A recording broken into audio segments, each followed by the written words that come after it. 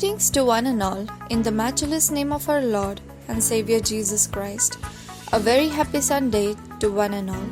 It is indeed once again our joy and privilege to introduce you all to today's preacher. She is Reverend Tirtsa Liefting. She is an ordained minister in the Protestant Church in Groningen, Netherlands. The topic on which she'll be sharing is Christ over fear, uncertainty and doubt. We pray that each one of us will be blessed through this sharing. आप सबों का हम हमारे प्रभु और उद्धारकर्ता यीशु मसीह के नाम में अभिवादन करते हैं। रविवार की सलाम आप सभी को।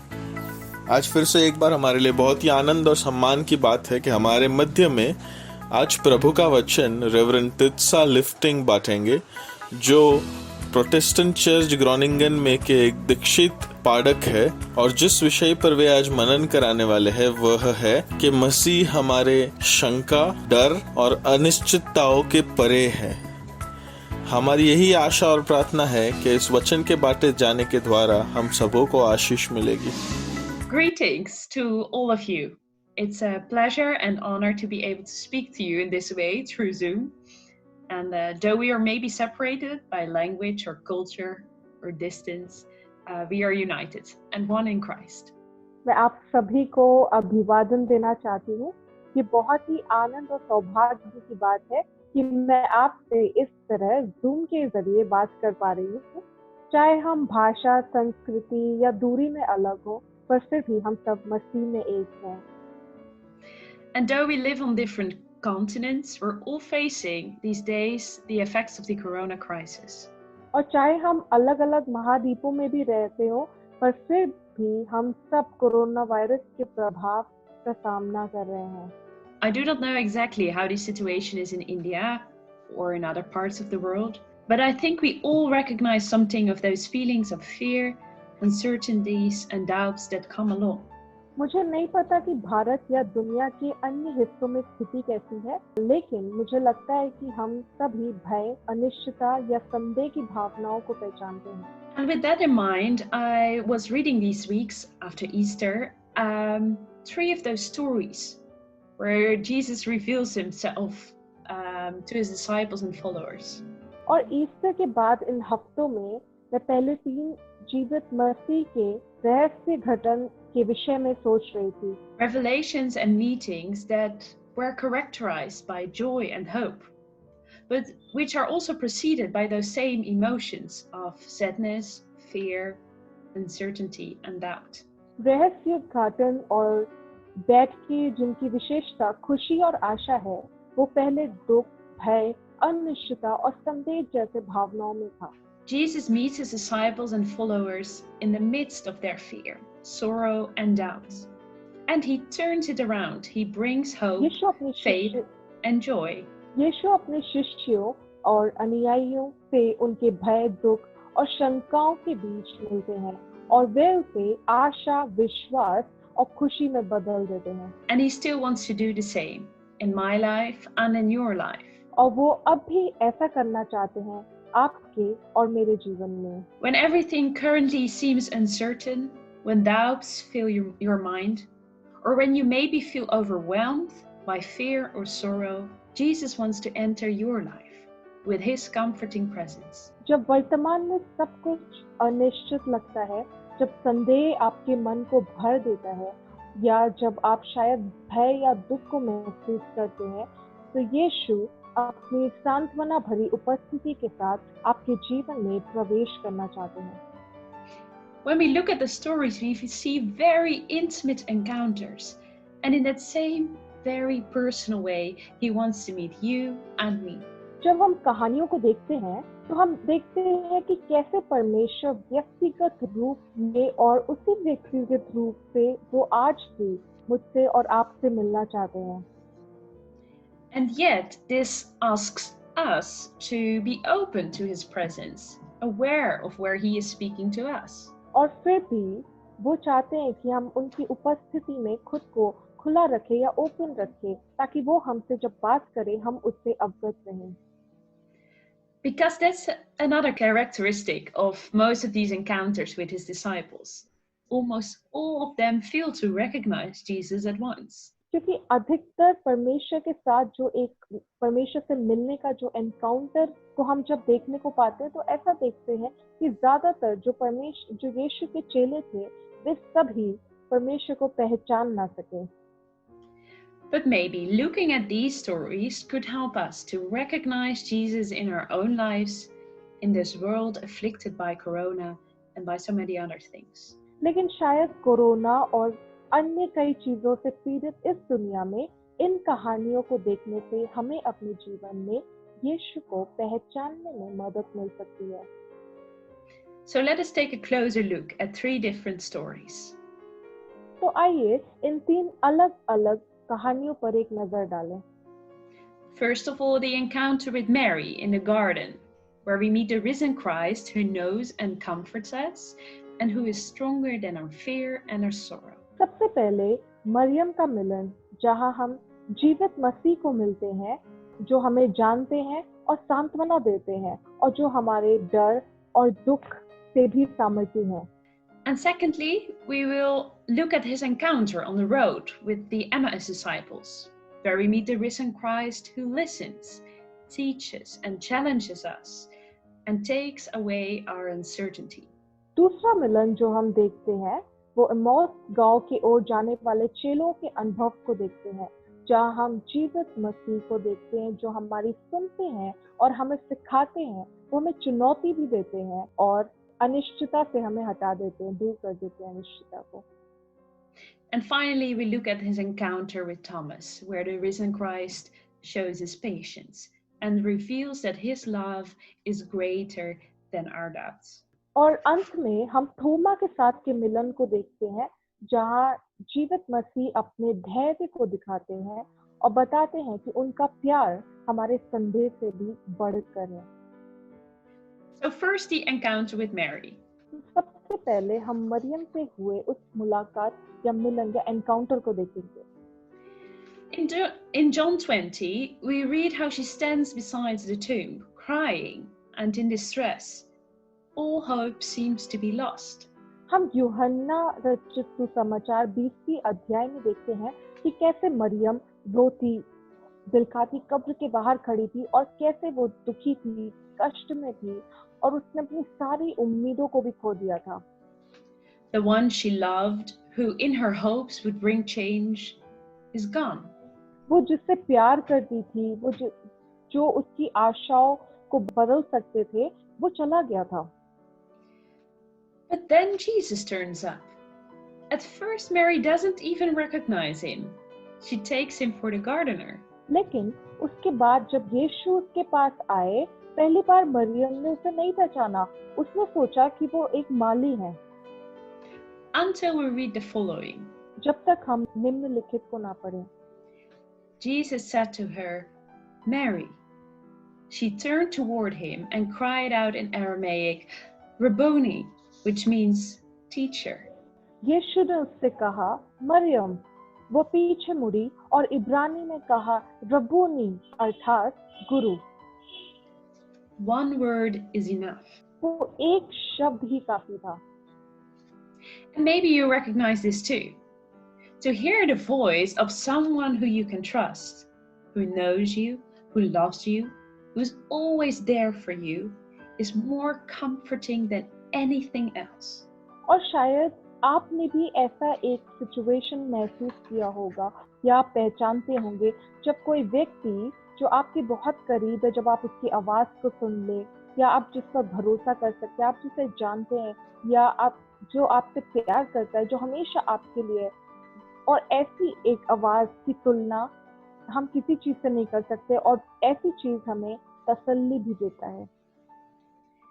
And maybe that's what Mary felt when Jesus called her name. और शायद यही मरियम ने महसूस किया जब यीशु ने उसे पुकारा. It reminds of the story of the Good Shepherd who knows his sheep by name, and they listen to him and follow him because they know his voice. ये हमें अच्छे चरवाही की कहानी को याद दिलाता है जो अपनी भेड़ों को नाम से जानते हैं. वे भेड़ उसकी सुनते हैं और उसका अनुसरण करते हैं क्योंकि वे उसकी आवाज को पहचानते हैं, जानते हैं। When Jesus comes to us, when God calls our name, He knows us. He knows us better than we know ourselves. जब यीशु हमारे पास आते हैं, जब परमेश्वर हमारा नाम पुकारते हैं, तो वे हमें जानते हैं, वो हमें हमसे भी बेहतर जानते हैं।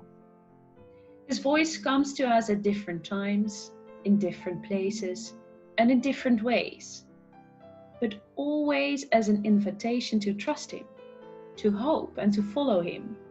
उनकी आवाज अलग-अलग समय पर, अलग-अलग जगहों पर, अलग-अलग तरह से आती है, लेकिन हमेशा उन पर विश्वास करने, आशा करने और उनका अनुसरण करने के निमंत्रण के रूप में। And like a good shepherd, He can be trusted because He shared in our fear and suffering and gave His life for us. और एक अच्छे चरवाहे की तरह उन पर भरोसा किया जा सकता है क्योंकि उन्होंने हमारे डर और पीड़ा को साझा किया और हमारे लिए अपना जीवन भी दे दिया। And even more, we can hope and trust in Him because through His resurrection, He brought new life. और उससे भी अधिक हम उन पर आशा और विश्वास कर सकते हैं क्योंकि उनके पुनरुत्थान के माध्यम से हमें नया जीवन मिला। He showed that fear, sorrow, or death do not have the final say, and that light is stronger than the deepest darkness. उन्होंने ये दिखाया कि भय, दुख या मृत्यु का अंतिम कहाव नहीं है, बल्कि ये ज्योति अंधकार से ज्यादा सामर्थी है। Especially in this time, that's a hopeful message. Jesus takes away our fear and sorrow, like He did in the life of Mary. And in return, He brings joy. He calls us to be people of hope. ये एक उम्मीद भरा संदेश है, विशेष रूप से इस समय में। यीशु ने हमारे डर और दुख को दूर किया, जैसे मरियम के जीवन में किया था। वे बदले में खुशी लाते हैं और हमें आशा के लोग होने के लिए कहते हैं। A hope, though, that's different from optimism, because it doesn't promise that there will be no pain or sorrow at all, only happiness. एक आशा जो आशावाद से अलग है, जिसका मतलब है कि वो वादा नहीं करते कि केवल खुशी होगा, कोई दुख या दर्द नहीं होगा। But it tells us that in the midst of everything, He is with us, and He will put things right. लेकिन ये हमें बताते हैं कि हर चीज के बीच में वे हमारे साथ है और वो हमारे साथ सही चीज ही करेंगे। This is what Mary felt when she recognized the voice of Jesus. और शायद ऐसा ही मरियम ने भी अनुभव किया जब उसने यीशु की आवाज को पहचाना। So Jesus comforts us, but sometimes He also needs to remind us of something, or even challenge us. यीशु हमें सांत्वना देते हैं और कई बार हमें कुछ चीजें याद दिलाने के लिए चुनौती भी देते हैं। And that's what we see in His encounter with the Emmaus disciples, who meet Jesus on their way home. और ऐसा ही एक मिलन या मुठभेड़ हम इमौस गांव में जाते हुए चेले का देखते हैं, जो यीशु को घर जाते समय मिलते हैं। While they're busy talking to each other, confused and disappointed by what had happened, Jesus joins them. जब वे एक दूसरे से बात कर रहे होते हैं, बात करने में व्यस्त होते हैं कि क्या हुआ था, उससे भ्रमित और निराश होते हैं, तब यीशु उनके पास आते हैं और उनके साथ जुड़ते हैं। And we read that He starts with listening to their story. हम वचन में ऐसा पढ़ते हैं कि कैसे प्रभु उनकी बातों को सुनते हैं। It seems weird because of course He knew what had happened. तो अजीब जरूर लगता है क्योंकि देखा जाए तो वो पहले से ही जानते थे कि क्या हो रहा है। But maybe it learns us something, because doesn't it happen a lot that we quickly come up with an advice or answers before we have even taken the time to properly listen to one another? ऐसा ही हमने भी अनुभव किया है, इसलिए इससे हमें कुछ सीखने को मिलता है।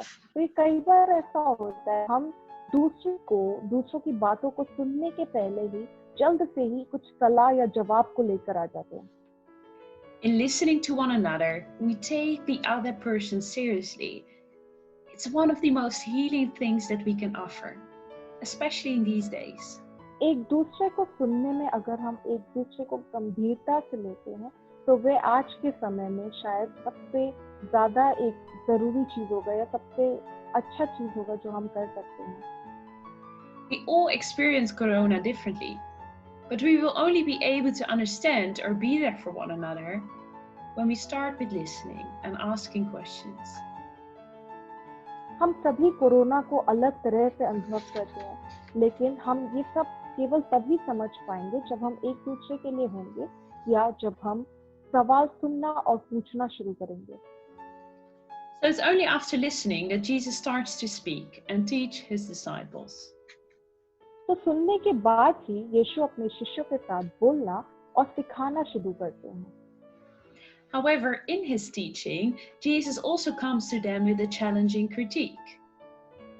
हालांकि अपने उपदेश में यीशु एक चुनौतीपूर्ण आलोचना के साथ भी आते हैं। In Luke 24, we hear Jesus say, "How foolish you are and how slow to believe all that the prophets have spoken." लूका रचित सुसमाचार के 24वें अध्याय में हम ये पढ़ते हैं कि यीशु बोलते हैं, तुम कितने मूर्ख हो और नबियों ने जो कुछ कहा उस पर विश्वास करने में कितने मंद हो। It might seem a bit harsh initially, or could it be that we sometimes need to hear this challenge of Jesus' criticism to actually dig deeper into what the Bible really tells us, or to have our eyes opened for God's presence? ये शुरुआत में सुनने में थोड़ा कठोर लग सकता है, या ऐसा भी हो सकता है कि कई बार हमें यीशु की ऐसी चुनौतियों को सुनने की आवश्यकता है ताकि हम परमेश्वर के वचन की गहराई में जा पाए या फिर अपनी आंखों को परमेश्वर की उपस्थिति में खुली रखें। The Emmaus disciples had lost their hope. They were confused by what had happened and uncertain about the future and who Jesus actually was. Emmaus के शिष्यों ने अपनी आशा को खो दी थी। जो कुछ हुआ था उससे वे भ्रमित थे और भविष्य और यीशु वास्तव में कौन थे इसके बारे में वे अनिश्चित भी थे। Until Jesus starts to point at God's promises, parts of the Bible that have been telling all along what was going to happen. जब तक यीशु परमेश्वर के वादों की ओर संकेत करना शुरू नहीं करते, तब तक बाइबल में कुछ हिस्से जो बताना चाह रहे थे कि आगे क्या होने वाला है, ये समझना मुश्किल था। He's actually showing them that if they had taken these words and promises seriously, they wouldn't have been so confused, depressed, or overwhelmed by uncertainty. ये वास्तव में उन्हें दिखा रहे हैं कि अगर उन्होंने इन शब्दों और वादों को गंभीरता से लिया होता तो वे अनिश्चित इतने भ्रमित, उदास या अभिभूत नहीं होते। And these promises also come to us today in our lives. और ऐसे जो वादे हैं वो आज भी हमारे जीवन में आते हैं। The current situation brings a lot of uncertainty along. We cannot deny that. ये जो वर्तमान की स्थिति है ये बहुत अनिश्चितता लाती है, हम इसे इनकार नहीं कर सकते। But in the midst of that uncertainty, there's one thing that we can absolutely be certain about, that God will be with us, that He cares for us. लेकिन उस अनिश्चितता के बीच एक चीज जिसके बारे में हम पूरी तरह से निश्चित हो सकते हैं वो ये है कि हमारा परमेश्वर हमारे साथ रहेगा और वो हमारी परवाह करते हैं। This requires trust, but it's not a trust that merely falls upon us. It is a trust in which we can train ourselves. इसके लिए विश्वास की आवश्यकता है, लेकिन ये विश्वास वो नहीं है जो केवल हम पर पड़ता है, बल्कि वो ये विश्वास है जिसमें हम खुद को प्रशिक्षित कर सकते हैं। One way is by reading and rereading the Bible again, to meet God and to see His promises. एक तरीका ये है कि हम परमेश्वर के वचन को पढ़ें और परमेश्वर के वचन को दोबारा पढ़कर परमेश्वर से मिलें और उनके वादों को हम देखने का प्रयास करें। For when we see how he fulfilled his promises in the past, we can trust that he will do the same in the future. जब हम देखते हैं कि कैसे परमेश्वर ने अतीत में अपने वादों को पूरा किया था, तब हम भरोसा कर सकते हैं कि भविष्य में भी ऐसा ही होगा। But it also helps to listen at the testimonies of others. The Emmaus disciples were skeptical about the testimony of the women. लेकिन ये दूसरों की प्रशंसा सुनने में भी मदद करता है। अगर हम देखें तो इमौस के शिष्यों ने महिलाओं की गवाहियों पर संदेह किया। And maybe we sometimes feel the same, or instead we become jealous when we hear someone speak about his or her experience with God. और शायद कभी हम भी ऐसी चीजों को महसूस करते हैं जहाँ पे हम बजाय कि किसी पर विश्वास करें, जब वो परमेश्वर के साथ के अनुभव को शेयर करते बोलते हैं, उसको सुनने के बावजूद हम कई बार शक करते या ईर्ष्या करने लगते हैं। But when we experience God, it is more than just a personal thing. It is meant to build up the community as well. लेकिन जब हम परमेश्वर को अनुभव करते हैं तो ये एक व्यक्तिगत अनुभव से बढ़कर ये एक समुदाय के निर्माण के लिए भी है, So that we can learn from one another, be encouraged by one another. ताकि हम एक दूसरे से सीख सके और एक दूसरे से प्रोत्साहित हो सके। We see it happening with the Emmaus disciples. As soon as they recognize Jesus, they rush back to the other disciples to share what they have seen. हम इसे एमोस के शिष्यों के साथ होते हुए देखते हैं कि जैसे ही वो यीशु को पहचानते हैं तो वे दूसरों शिष्यों के पास वापस लौटते हैं ताकि वे उन्हें बता सके कि उन्होंने क्या देखा है। And therefore, let us do the same. Testify of what God has done in our life. इसलिए हमें भी ऐसा ही करना चाहिए। परमेश्वर ने हमारे जीवन में क्या किया है, इसकी गवाही हमें देनी चाहिए। And so we finally come to Thomas, often known as Doubting Thomas. तो अब हम अंत में थोमा के बारे में जानेंगे, जिसे हम शक करने वाले थोमा के नाम से भी जानते हैं। And maybe we recognize that too in our own lives. We have heard the stories, we somehow know it, but faced by the daily reality, we find it hard to believe. और शायद ऐसा एक परिस्थिति हमने भी अपने जीवन में महसूस किया होगा या हम पहचानते होंगे, जब हम परमेश्वर के वचन की कहानियों को सुनते हैं और हम इसे जानते भी हैं, लेकिन जब हमारे जीवन में दैनिक वास्तविकता से हमें जब सामना करना पड़ता है, तब हमारे लिए विश्वास करना थोड़ा मुश्किल हो जाता है। It can be an intellectual doubt that we want to have proof before we believe. ये एक बौद्धिक संदेह हो सकता है कि हम विश्वास करने के पहले प्रमाण देखना चाहते हैं। But maybe it's something else that raises questions in our own life and faith. या शायद ये कुछ और है जो हमारे जीवन और विश्वास पर सवाल खड़ा करता है। Confronted with the pain and suffering in a world with loss or despair, joy and hope may feel simply impossible. God's promises may be too good to be true. जब हम दुनिया के दर्द और परेशानियों का सामना करते हैं, तब कई बार आनंद और आशा जो है वो असंभव सा लगता है, लेकिन परमेश्वर सब अच्छा करने का वादा करते हैं। Maybe that's what Thomas experienced as well. शायद ये वही था जो थोमा ने भी अनुभव किया। Suffering and the death of Christ, the loss of whom he believed to be the Messiah, was still fresh in his memory. The resurrection of Christ simply seemed too good to be true. मसीह का जो पीड़ा, मृत्यु और जिस मसीह को वो बहुत मानते थे, उनको खो देना, ये उसके दिमाग में, ये जो याद थी उसके दिमाग में बहुत ही ज्यादा ताजा था। और मसीह का जो पुनरुत्थान वो सच्चा होने से भी अच्छा लगता था। Thomas can't forget what had happened and maybe fears that he will be disappointed again.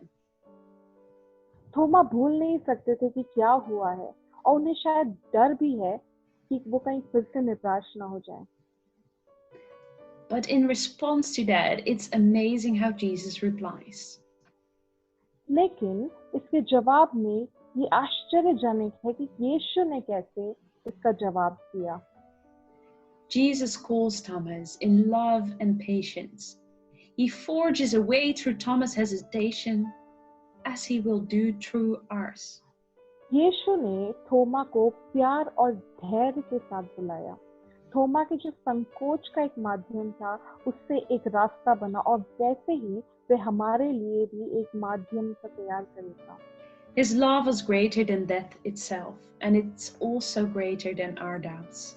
उनका जो प्रेम है वो मृत्यु से भी बड़ा था और हमारी शंकाओं से भी बड़ा है। And yet we read his wounds are still visible. We read that his body was a resurrected and glorified body, but with his wounds and scars still visible. और फिर भी हम ये देखते हैं कि उनके घाव जो हैं अभी भी दिखाई देते हैं। हमें पढ़ा है कि उनका शरीर एक पुनर्जीवित और गौरवशाली शरीर था, लेकिन उनके घाव और जो निशान थे वो तब भी दिखाई देते थे। They show us his suffering. They show that he suffered for us, but also that he takes our suffering and our pain and sorrow seriously. वे हमें अपना दुख दिखाते हैं, वे दिखाते हैं कि हमारे लिए दुख उठाया गया, लेकिन ये भी है कि उन्होंने हमारे दुख को बहुत ही गंभीरता के साथ लिया।